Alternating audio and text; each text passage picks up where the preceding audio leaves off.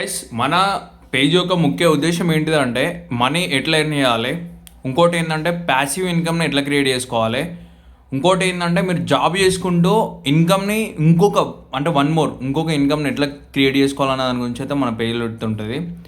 So మన పేజ్ని ఏ టైంలో ఎలాంటి సిచ్యువేషన్లో అయినా కూడా ఏజ్తో సంబంధం లేకుండా మన కంపెనీలో అయితే జాబ్ అయితే ప్రొవైడ్ చేస్తారు.